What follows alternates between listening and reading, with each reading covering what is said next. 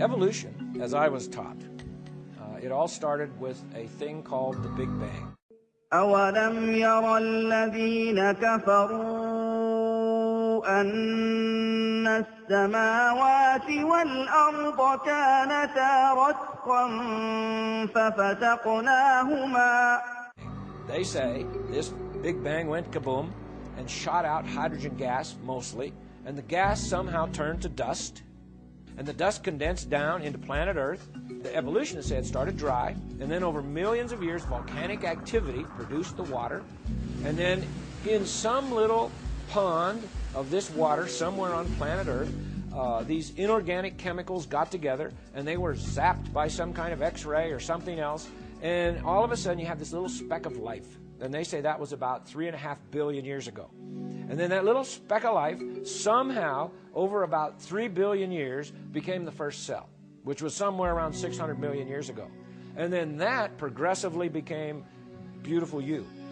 Dr. Martin's traditional scientific background would go through an evolution, rather a revolution, as he joined the staff as a professor at Baylor Dental College. This was the beginning of the evolution of a creationist. And so in the fall of 1971, I went to Baylor in Dallas and gave my first lecture. It was on the evolution of the tooth. And I talked about how these fish scales gradually migrated into the mouth and became teeth. And a couple of my students came to me after class that day and said, "Dr. Martin, have you ever investigated the claims of creation science?" Well, that was 1971. I'd never even heard of it. And so I'm thinking to myself, where are these guys coming from? I've never heard of this. And so I said, sure, I'll look into this with you. And I'm thinking, kind of as a cocky young professor, I'll blow these guys away. Well, they asked me to start studying the assumptions that the evolutionists make. And in all my years, 8 years of scientific education, I had never had a single professor tell me about an assumption. And so we started looking at the assumptions. And I began to realize they're making some claims here that really the assumptions aren't valid when they tell us rocks are very old and all these kinds of things. And then they asked me to start studying some animals and see if I thought that animal could evolve. Well, the first thing that we really studied together was this little bug called a bombardier beetle. And this little insect is about a ½ inch long, and it mixes chemicals that explode. So I began to think, okay, now how would that evolve? Let's say if evolution is true, and you're evolving along here, and you don't have a defense mechanism, because that is the defense mechanism of the bug. So if evolution is true, it had to somehow evolve that. So let's say it's coming along here. Well, the first time it evolves the explosion, what does it do to the bug? Boom, you just splattered your bug, okay? So splattered bug pieces don't evolve. So I thought, well, how could this have happened? Well, it doesn't blow itself up. It has another little factory inside itself that manufactures chemicals. A chemical acts as a catalyst so that when you squirt that chemical in with these other chemicals that are like in neutral, you get your explosion. Well, the first time it manufactured that little chemical, here it goes again, blew itself up again. But it doesn't. Why? Well, because it has like an asbestos-lined firing chamber. And even then it would blow itself up if it didn't have somewhere for the explosion to go. So it has like twin tail tubes. And it can aim these tail tubes all the way up, out the side, out the front. Let's say a spider is coming up toward its side and it doesn't have time to turn around and shoot. It can just take its little gun turret and aim it out there and shoot. The explosion on this little bug, all you hear, if you're listening as a human, you hear this pop. But scientists have now put that explosion in slow motion. And it's like about 1,000 sequential little explosions, but they're so fast, all we hear is one pop. And so you think, well, now, why would that be? Well, that was a curious thing for the scientists that study this little bug. A lot of them are at Cornell University, some other places. And what they discovered was that if it was just one big pop, the little bug, if he's shooting like a spider, let's say over here, and he goes, bang, and shoots it, he's going to pop himself right out of there. It's like lighting a burner on a jet engine. So he's out of there. But as long as it is a sequential explosion with his little legs, he can hang on. How would evolution explain a sequential explosion? This little bug messes with all the theories of evolution. There is no way a slow, gradual process is going to produce this bug. There's no way even the newest theories of evolution, like punctuated equilibria, which means evolution happens very fast. Well, there's no way that will explain this little bug. I began to realize, how could this particular little animal, for instance, evolve. It needed all of its parts. It needed everything there all at once, or you just don't have the animal. And my stomach started to churn, if I really want to be honest. And my wife would tell you, my stomach churned for 5 years. It took a 5-year struggle for me to begin to flip the way I think, from thinking in an evolutionary way to thinking in more this animal or little creature, little bug, whatever, was created fully formed, just like it is, because that went against everything I'd ever learned. Did you know the world's strongest animal is actually the beetle? In fact, in one test, the rhinoceros beetle carried over 850 times its own weight on its back. That would be like me trying to carry 130,000 pounds. I don't think so. Now let's take a look at the world's tallest animal. The bull giraffe is about 18 feet tall. In order to get blood up that long, skinny neck against gravity, the bull giraffe has to have a powerful pump, and that's his heart. And the heart of a bull giraffe can be as much as 2.5 feet long. Big, powerful pump. Now, as he's going along here, living his life, everything's just fine, but all of a sudden, this 18-foot-tall creature decides, I need a drink of water. So he bends his head down to get a drink of water. Now we have a problem. Because now this powerful pump, instead of pumping against gravity, is pumping with gravity. And so the heart gives a mighty squeeze, and the blood shoots down his neck, hits his brain, and bursts his brain. And so now he just blew his brains out. Okay, so he's dying, and he must be thinking to himself, I need to evolve something here to take care of my problem. When I get a drink of water, I blow my brains out. Of course, we know dead creatures don't evolve. But he doesn't blow his brains out, because as he bends his head down, there are like little spigots in his artery that goes up the neck, little valves, and they close. But the last pump is beyond the last valve. And so it's enough to burst the little arterioles in his brain, but it doesn't go into his brain. The last pump kind of goes whoop underneath the brain into like a sponge. And this sponge just gently expands, and he hasn't blown his brains out, and he gets his drink of water, and now he sees a zebra kind of running up from this side, and he just ignores it. But he sees a lion coming up from this side. And, oh, the lion wants to eat me. I got to get out of here. Now, how does he know the difference, by the way? Evolutionists can't explain that to us. But the fact is, here comes this lion. He's going to eat the giraffe. And so the giraffe jumps up. He runs about 5 steps, passes out. Not enough oxygen to his brain. While he's there, passed out, the lion is eating him. He must be thinking, I need to evolve something here. I got this problem. I pass out when I get up too fast. But he doesn't, of course. Well, why? Well, because God made him so that when he begins to bring his head up, the little spigots, the little valves in the artery open, the sponge under the brain gently squeezes that last little pump of oxygenated blood up into his brain. There are little valves in the vein that goes down the neck. They close, and by the time he's up and running, everything is fine. His blood pressure is fine, and he does just fine. Well, how would that evolve? He needs all of those parts, all there, all at the same time, all at once, or he's dead. And so I think the giraffe is another example of a designer. He needed a designer to design him just like he is.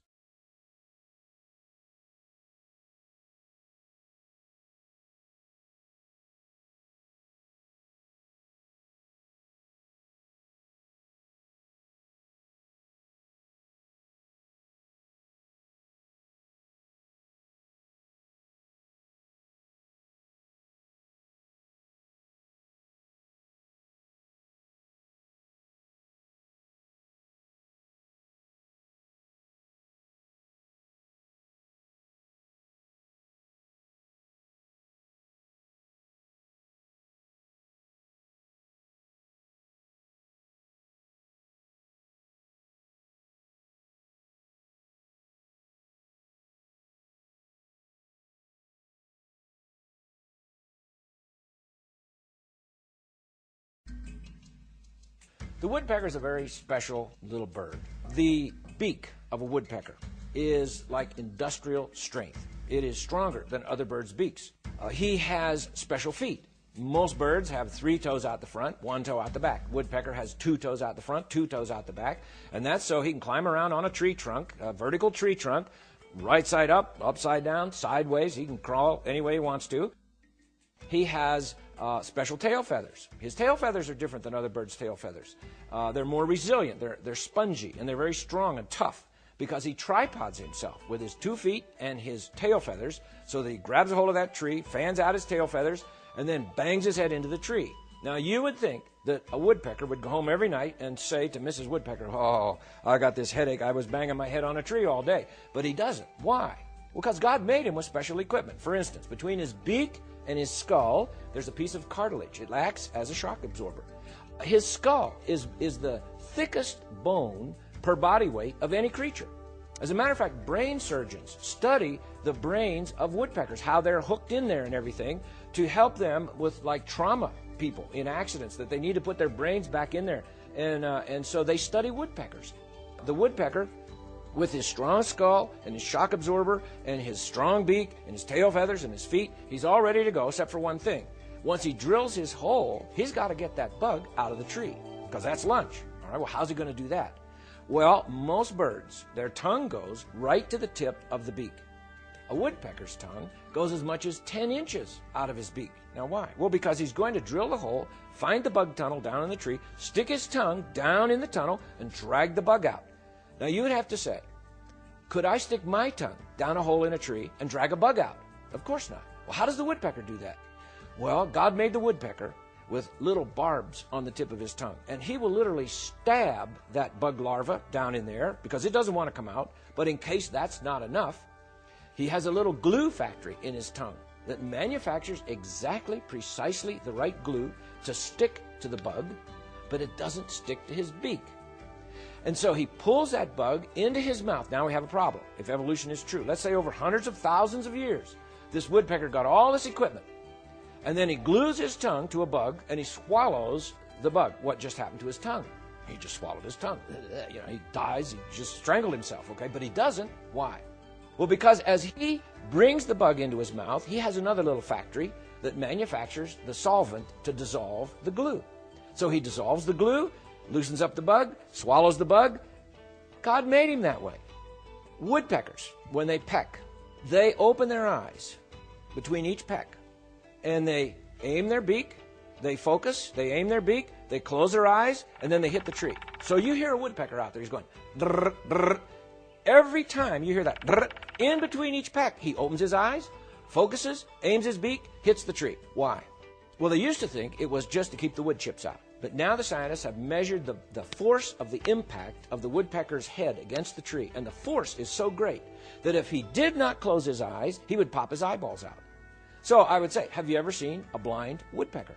No, they never miss. They never miss. Okay? Now, one special woodpecker, the European green woodpecker. I think he's unique in all the animal kingdom. I don't know for sure, but I think he might be. His tongue is different than any other tongue, as far as I know. Our tongue starts in the back of our throat, comes up and out the front. His tongue starts in the back of his throat, goes down the throat, comes out the back of his neck, up over the top of his head. It's under the skin. Comes out a little hole between his eyes, goes in one of his nostrils, and then comes out of his beak. And you would have to say, now how does that evolve? I've asked evolutionists that question. I've said, now you tell me, how and where did that tongue come from? They don't have a clue. They can't tell me. I'm saying, well, you're telling me that this bird evolved from some other creature, but there's no other creature that we know of with a tongue like that. How did that happen? They don't have any idea. So what could I say as a creationist? I would say God made that little woodpecker, and I think he made that woodpecker to challenge the evolutionary community, because as they study that little bird, they know there is no way this little thing could evolve. سنريهم آياتنا في الآفاق وفي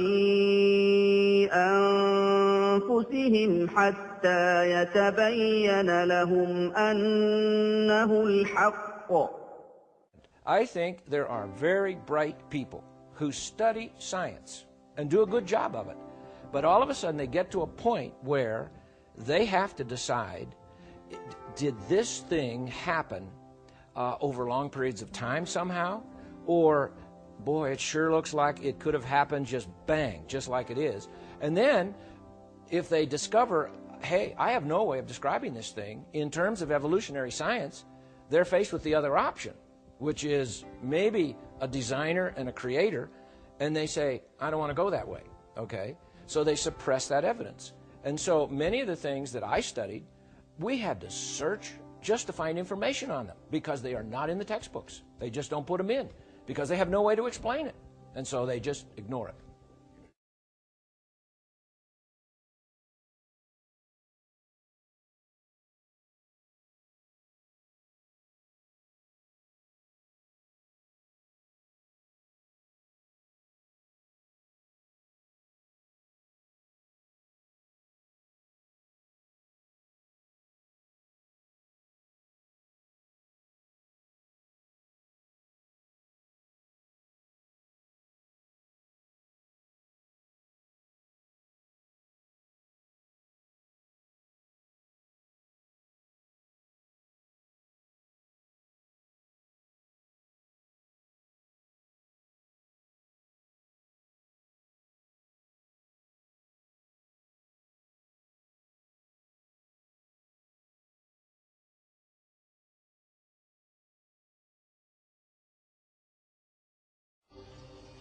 There's a little bird in Australia. It's called the Australian incubator bird. Some people call it the mound builder. Sometimes it's called the brush turkey. And there's different species. We'll talk about one in particular. But this little bird, about 3.5 to 4 pounds, the female has 2 jobs. Her first job is to check out the nest and see if it's going to be okay. The male builds the nest, and then the female checks it out. Now you would say, well, big deal. She's going to check out the nest. Well, this nest is not like any other nest. Some of these nests have been measured at 20 feet across and as much as 50 feet high. And some of them dig down into the dirt 3 to 6 feet. So it's like a huge, that's why they're called the mound builders. It's like a huge mulch pile. So she comes and she digs down in there and she comes out and says to Mr. Bird, I don't like this one. And so he says, okay, hang on for a couple months. I'll build you another one. Okay, so he builds her another one. Let's say she likes this one. Now she goes to job number 2. And that is, she lays eggs. Now she lays 1 egg every 3 days for 7 months. And it's a little 3.5 to 4 pound bird, and the eggs are almost a ½ pound each. They're almost as big as an ostrich egg. Impossible, impossible. She's dead. I mean, you can't do that, okay? But she does. Now, this one species, the female makes a very thick shell on the eggs, and it has pores. All birds' eggs have pores. That's how they breathe. But this one, the pores are shaped like little ice cream cones. And the tip of the ice cream cone is in toward the inside of the shell. So as the chick begins to develop inside the shell, he gets to a certain day and he can't get enough air. He's going, I can't get enough air. And so he begins to scrape off the inside layer of the shell. And that makes the holes bigger. He's going up the ice cream cone. So now he can breathe. And so he does that all the way along until he finally breaks out of the shell. Now the male bird takes care of the nest. The female, once she lays the eggs, she just goes off, and now he takes care of the nest. Now you would say, well, is that a big problem? Well, yes, because each species has some different qualifications for the nest. And this one I'm going to talk about, the male keeps the nest at 91 degrees Fahrenheit for 7 months. And if it varies by much more than a degree on either side of 91 degrees Fahrenheit, the chicks die. So Daddy Bird is out there every day. He digs down into the nest and he checks the temperature. And the scientists aren't even exactly sure how he does the temperature. But he checks the temperature. Oh, it's 92 degrees. It's too hot. I got to do something. So he runs back up, and sometimes he'll throw sand on top to try and reflect more sunlight. Or he has various things he'll do. He also keeps that nest at about 99.5% humidity. If it gets down to about 80%, the chicks dry out, the eggs dry out. He has to keep it at roughly 99% humidity. So 91 degrees Fahrenheit, 99% humidity. That's impossible for a little 3.5 pound, 4 pound bird. When the chick hatches out of its egg, it has all of its feathers. As far as I know, it's the only bird that it's ready to fly. But it can't fly because it's down deep in a big mulch pile.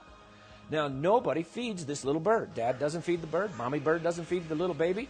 They come out of the egg, and then they somehow know, I got to get out of here.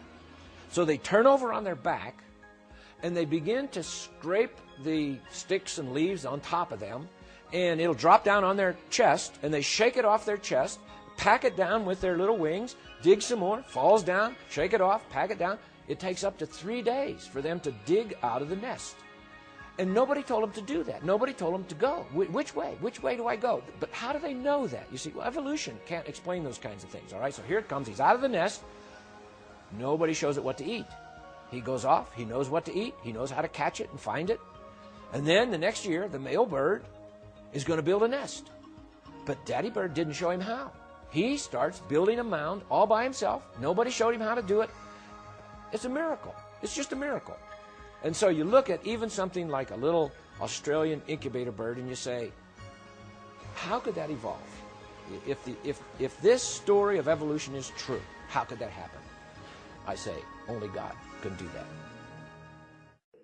سنريهم آياتنا في الآفاق وفي أنفسهم حتى يتبين لهم أنه الحق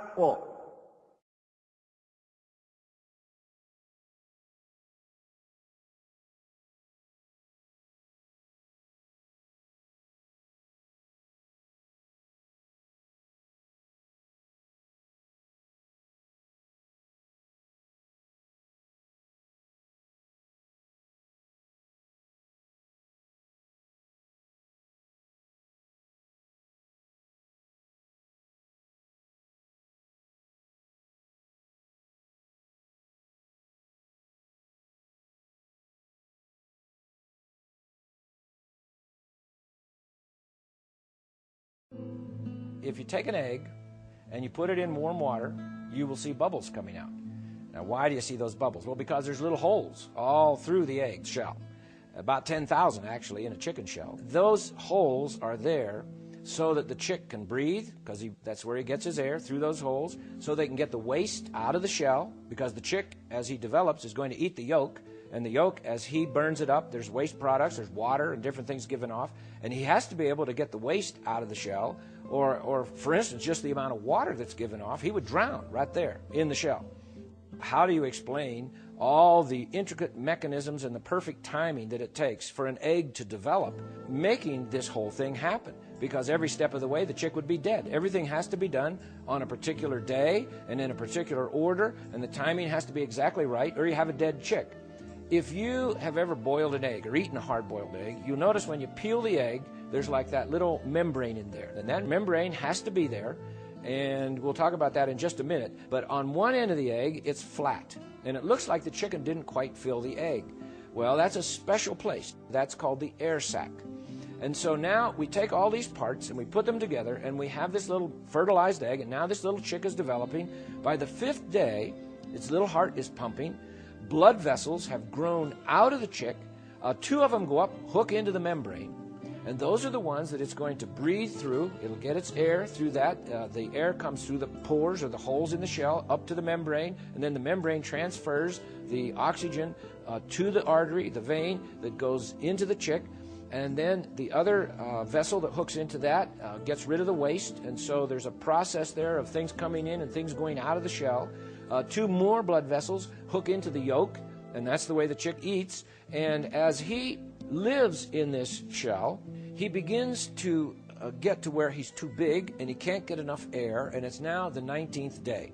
Now, during this time, he has grown a little tooth on top of his beak. It's called the egg tooth. Now, most of us grow our teeth inside our mouth, not on our beak, but the little chick has this little egg tooth. And on the 19th day, he takes that and he pokes a little hole into that flat end of the egg where the air is. That's called the air sac. And now he has 6 hours to breathe. Now, if we're swimming and we're on the bottom of the swimming pool and we've run out of air and we get up to the top and we, I just made it. We usually just sit there and lean there and get some good air and breathe a while. Well, not the chick, because if he got into that air sac, I mean, he's going, I can't get enough air, and he pecks into that on the 19th day, not one day sooner or one day later or it's dead. It's the 19th day, goes into that sac. Now he's got 6 hours. Now, is he going to just sit there and breathe that air, or is he going to say, I need to do something else with this air, which is what he says. I've got to get a little hole and use this 6 hours of air. I got 6 hours to peck a little hole through the shell. And now he breathes from the 19th to the 21st day through this little hole in the shell. On the 21st day, that's the day he breaks out of the shell. Now, in the meantime, the systems that hook into the membrane and the systems that hook into the yolk, all of those little vessels, they begin to disattach or deattach themselves. And when he comes out of the shell, sometimes he might have a blood vessel hanging on him somewhere or something like that. But the fact is, these things, it's like he's dropped his spacesuit off, and he is ready to go. And so he comes out of that shell on the 21st day, but every single step along the way had to have perfect timing. It had to be done exactly right. And when he comes out, he's a discrete entity. There's no mistake. This is a chick. All we see in all of nature, in the fossil record and in living creatures, is just discrete, identifiable. We can label them. That's a cow. That's a chicken. And so I think that's more evidence that God made everything, including little chicks, just exactly like they are. سنريهم آياتنا في الآفاق وفي أنفسهم حتى يتبين لهم أنه الحق